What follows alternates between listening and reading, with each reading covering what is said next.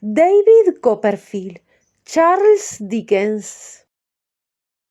Pasé los días que faltaban para aquel gran acontecimiento en un estado muy parecido al de idiotismo.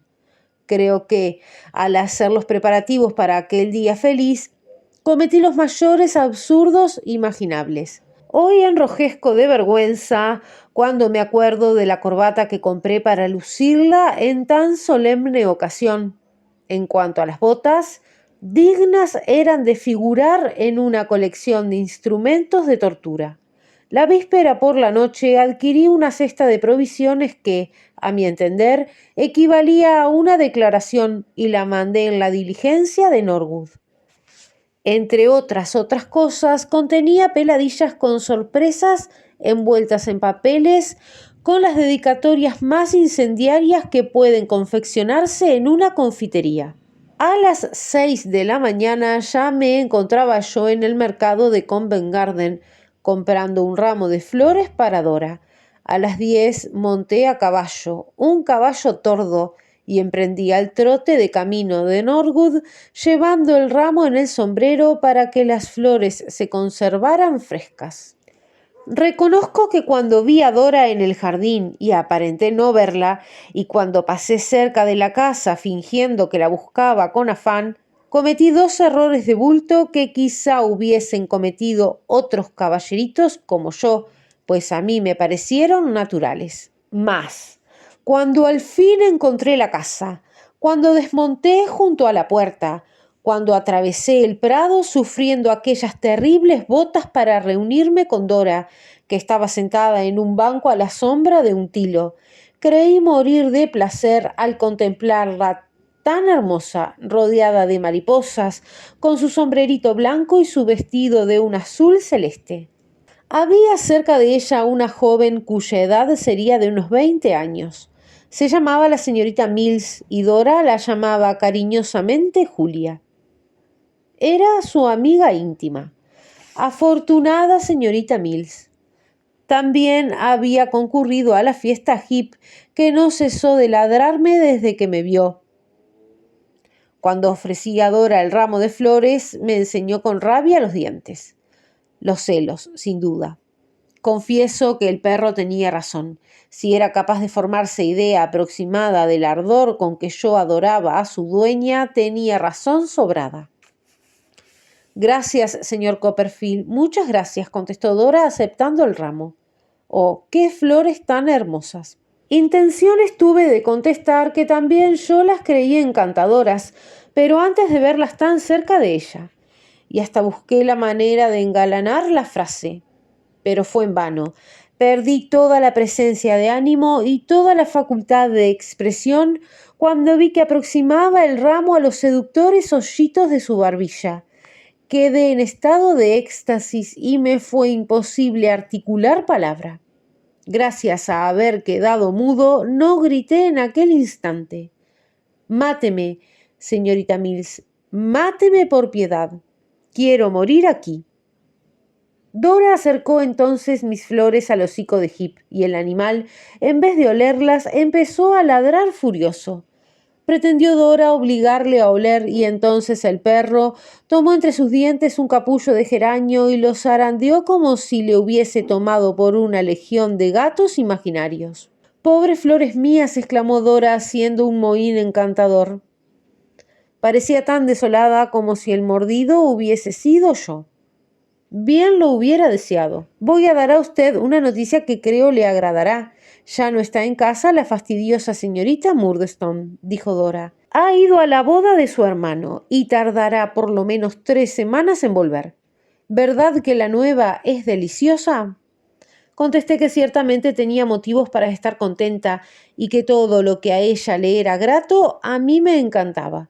La señorita Mills escuchaba y sonreía con semblante de discreción protectora y de benevolencia compasiva. «Es la persona más desagradable que conozco», repuso Dora. «No puede usted imaginar lo gruñona y malhumorada que está siempre».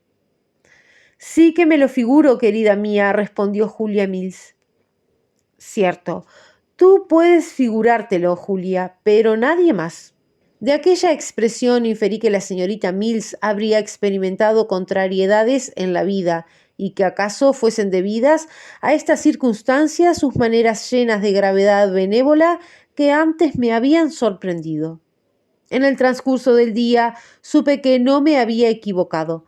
La señorita Mills había tenido la desgracia de colocar en mala parte sus afectos y, escarmentada, vivía retraída del trato social, aunque interesándose por las esperanzas y los afectos de las personas jóvenes que no habían sufrido todavía desengaños. Salió de la casa el señor Spenlow y Dora corrió a su encuentro exclamando: «Vea qué flores tan hermosas, papá». Sonrió la señorita Mills con expresión pensativa, como si quisiera decir: «Pobres flores de un día, gozad de vuestra existencia efímera bajo el brillante sol de la primavera de la vida». Nos retiramos del prado para tomar el coche que acababa de llegar. Jamás daré un paseo tan encantador. Nunca lo había dado antes. Dora, su padre y Julia Mills tomaron el faetón, donde previamente habían sido colocadas mi cesta de provisiones y el estuche que encerraba la guitarra de Dora. Yo seguía el coche a caballo. Dora se había sentado en el asiento delantero. Mi ramo de flores estaba a su lado, sobre un cojín y lejos de Heep. De vez en cuando lo tomaba Dora y aspiraba su perfume. Nuestros ojos se encontraban con frecuencia y cada vez que esto sucedía sentía yo tentaciones de saltar sobre la cabeza de mi corcel tordo para ir a caer a sus pies en el coche. Creo que en la carretera había polvo y hasta me parece que mucho polvo. También conservo un vago recuerdo de que el señor Spenlow me recomendó que no caracolease entre la nube que levantaba el faetón, aunque yo no me daba cuenta de semejante insignificancia. Veía a Dora envuelta en un nimbo de amor y de belleza y no podía fijarme en nada más. Respondía maquinalmente que el paisaje era encantador, y es probable que lo fuese, pero la verdad es que yo no veía más que a Dora. El sol envolvía a ésta entre sus destellos luminosos. Los pájaros gorjeaban alabanzas a Dora. El viento silbaba el dulce nombre de Dora. Las florecillas campestres de los valles y hasta el más insignificante de sus botones para Dora habían surgido a la vida. Me consolaba pensando que Julia Mills me comprendía. Solamente ella podía leer en el fondo de mis pensamientos. No sé cuánto tiempo duró el viaje ni qué hora era cuando le dimos fin. Puede ser que estuviésemos cerca de Guildford, o bien que un mago de las 1001 noches hubiera creado aquel lugar para un solo día, con propósito de destruirlo después de nuestra partida. Era un extenso prado cubierto de césped verde y fino, emplazado sobre la meseta de una colina. Los copudos árboles que alegraban la vista destruyendo la monotonía ocupaban una extensión vastísima. Imposible imaginar nada más encantador. Viva contrariedad me produjo encontrar allí personas que nos esperaban, tanto que hasta del elemento femenino sentí celos.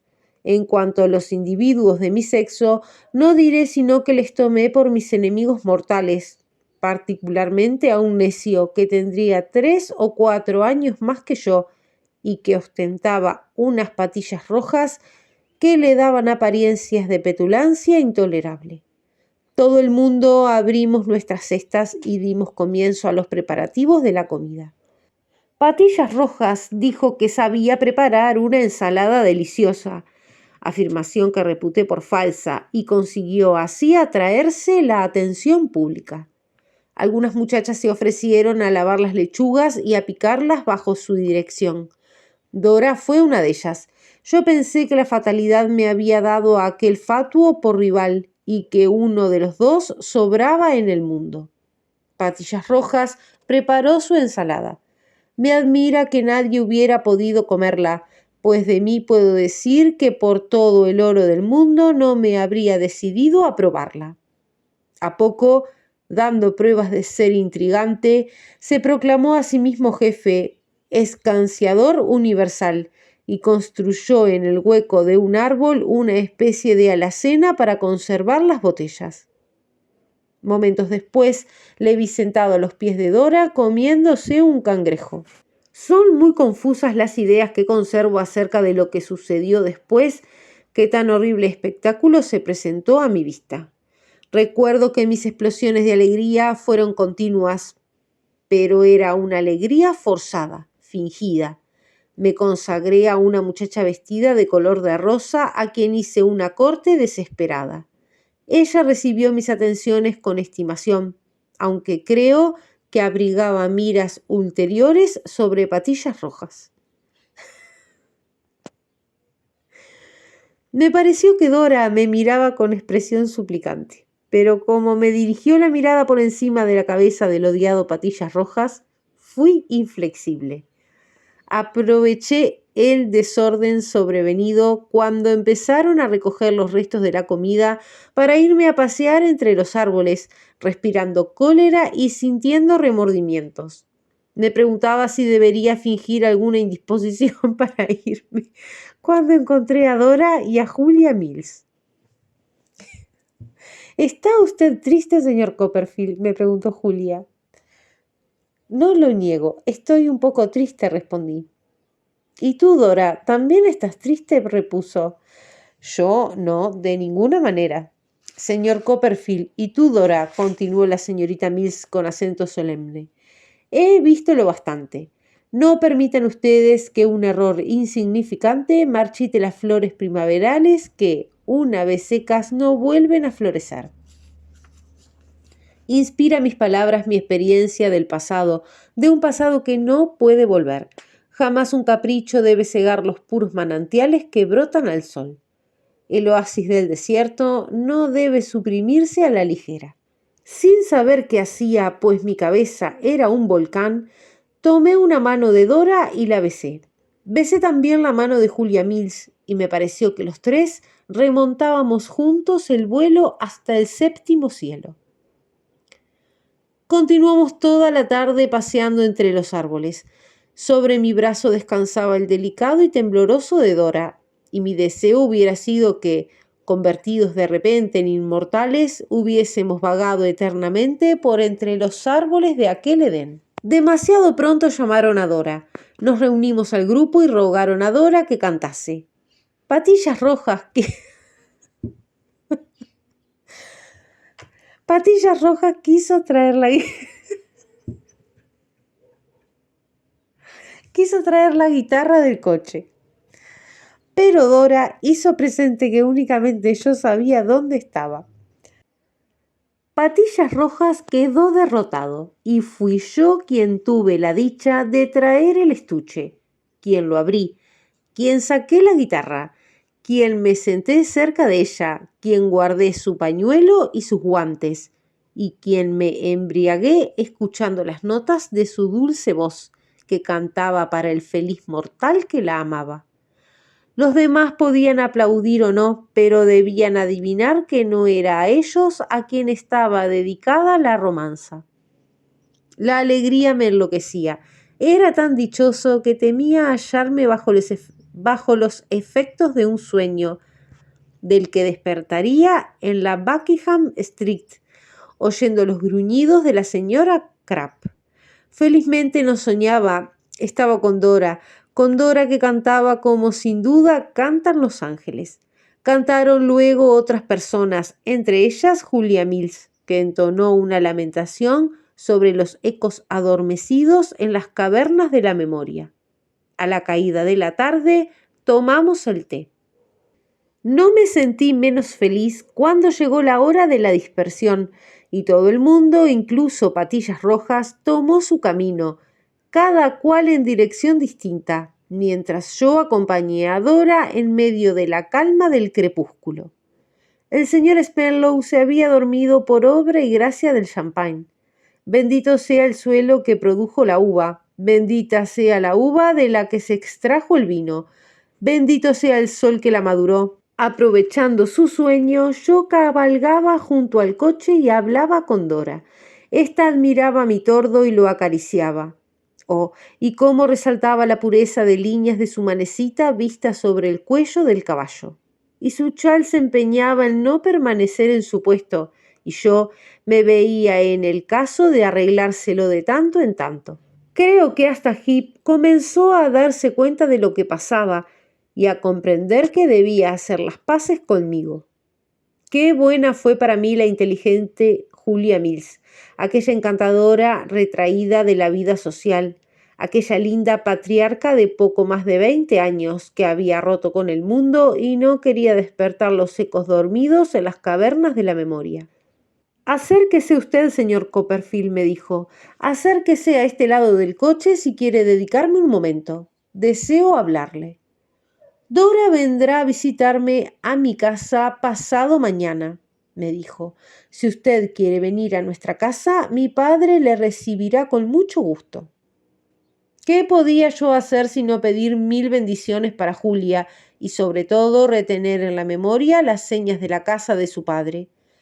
Luego que expresé a mi bienhechora todo el agradecimiento que sentía hacia ella, me despidió aquella con dulzura diciendo: «Vuelva usted al lado de Dora».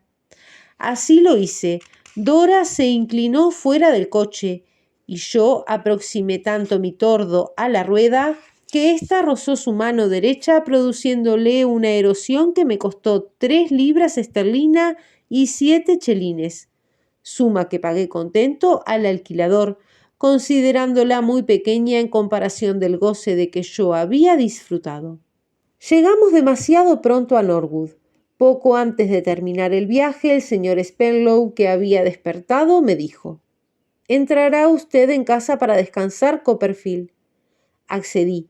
Tomamos un refrigerio. Yo no podía apartar mis ojos de Dora, que me parecía más encantadora que nunca, y la contemplé extático hasta que los ronquidos de su padre me hicieron comprender que era ya hora de despedirme.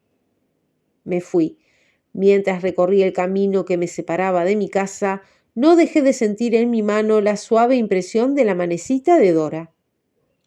Fui recordando todos los incidentes del día y todas las palabras, y al fin me encontré en mi cama, mareado de felicidad y más saturado de locura que ninguno de los jóvenes aturdidos a quienes el amor dirige una mirada. Cuando desperté a la mañana siguiente, estaba resuelto a declarar mi pasión a Dora a fin de conocer mi suerte. Mi felicidad o mi desdicha eterna estaban en juego. Me era imposible pensar en ningún otro asunto, y el que tanto me preocupaba solamente Dora podía decidirlo.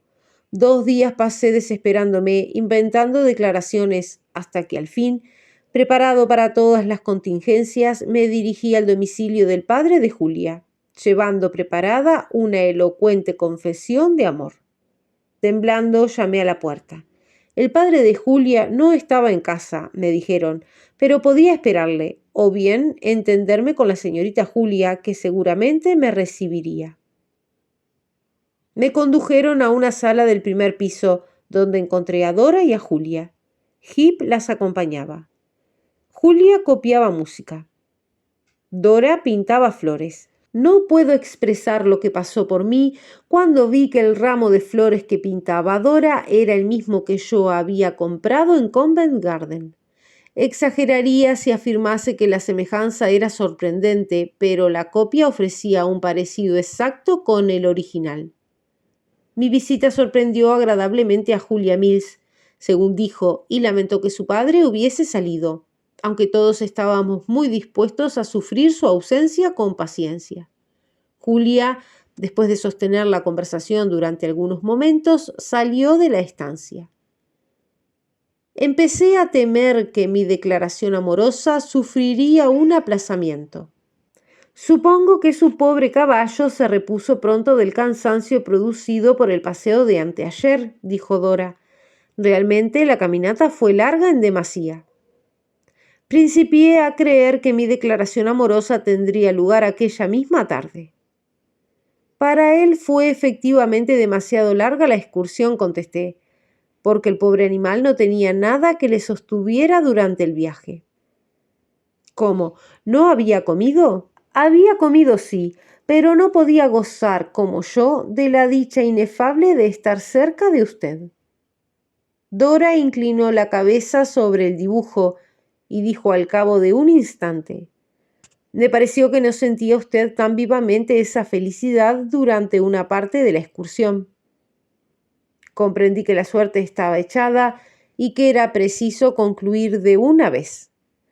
Al menos le importaba muy poco esa felicidad, continuó Dora, frunciendo ligeramente el lindo entrecejo y moviendo la cabeza, mientras estuvo usted sentado cerca de la señorita Kitt.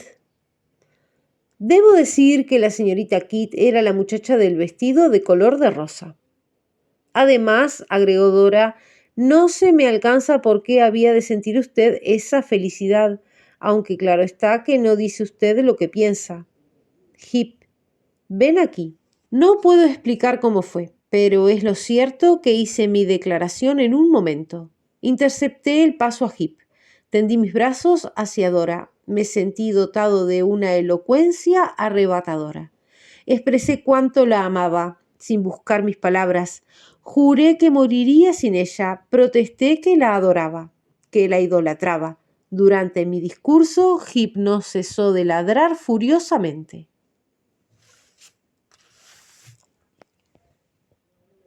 Dora rompió a llorar, y entonces mi elocuencia se desbordó.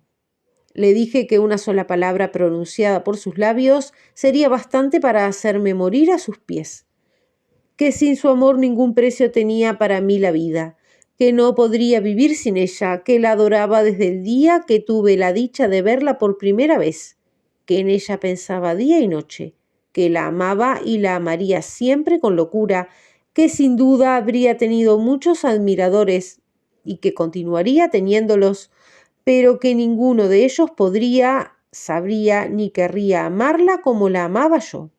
Cuanto más disparaba mi lengua, con mayor furia ladraba Heep. No parecía sino que los dos poníamos empeño en rivalizar en locura. Poco a poco nos fuimos calmando y nos sentamos, Dora y yo en el sofá, y Heep sobre la alfombra. Apoyaba la cabeza sobre las rodillas de su ama y me miraba pacíficamente. Ya no gravitaba sobre mi espíritu la carga que lo abrumaba al llegar. Me sentía completamente feliz. Dora y yo nos habíamos prometido mutuamente amor y felicidad. Supongo que entrambos abrigábamos la creencia de que nuestro idilio habría de terminar en boda. Lo supongo así porque Dora declaró que no nos casaríamos sin antes obtener el consentimiento de su papá. Sin embargo, creo que, en nuestro júbilo infantil, no mirábamos ni nuestro porvenir ni nuestro pasado. Nos bastaba el presente. Convinimos mantener secretas nuestras relaciones, sin que por mi mente cruzase la idea de que semejante proceder no fuese perfectamente honesto. La señorita Mills estaba más pensativa que de costumbre cuando volvió al salón con Dora, que fue a buscarla. Es posible que su abstracción fuera producida por el despertar de los ecos adormecidos en las cavernas de su memoria, provocado por lo que acababa de suceder. Aún así, nos dio su bendición, nos prometió su amistad eterna y nos habló como convenía a una voz profética salida del claustro. Cuando tomé la medida del dedo de Dora para mandarle a hacer una sortija de no me olvides, y cuando más tarde di mis órdenes al joyero, comprendiendo el asunto de que se trataba, sonrió y me pidió el precio que le vino en gana por la sortija adornada con piedras azules que aún hoy se presenta en mi memoria asociada a la mano de Dora, que ayer, al ver otra semejante en el dedo de mi hija, me produjo un dolor pasajero. Cuando me paseaba orgulloso de mi secreto, satisfecho de mi propia importancia y sintiendo todo el honor de amar a Dora y de ser amado por Dora, miraba con lástima a los que no gozaban de mi felicidad y se arrastraban por la tierra al paso que yo me había elevado a las regiones más altas del empirio. Y nos dimos varias citas en el jardín público y conversamos repetidas veces en el empolvado pabellón. Y tuvimos nuestro primer disgusto serio 8 días después de haber principiado nuestro noviazgo. Y Dora me devolvió la sortija envuelta en un billetito que contenía estas palabras terribles: Nuestro amor principió por locura y acaba por desesperación. Y yo me mesé los cabellos diciendo que todo había terminado, y volé a la casa de Julia Mills para suplicarle que mediara entre nosotros y nos salvara de la locura. Y la señorita Mills aceptó la misión, volvió con Dora y nos encareció desde lo alto de la cátedra de su juventud malograda la necesidad de hacernos concesiones mutuas y de evitar el desierto de Sahara. Y nos reconciliamos llorando a mares. Y prometimos no enojarnos más y convinimos escribirnos todos los días. Dios mío, cuántas puerilidades, oh tiempos de felicidad, de ilusión y de locuras, de todas las épocas de mi vida que la mano de los años destruyó, no hay ninguna cuyo recuerdo traiga como el de aquella a mis labios tantas sonrisas y vierta sobre mi corazón tanta ternura.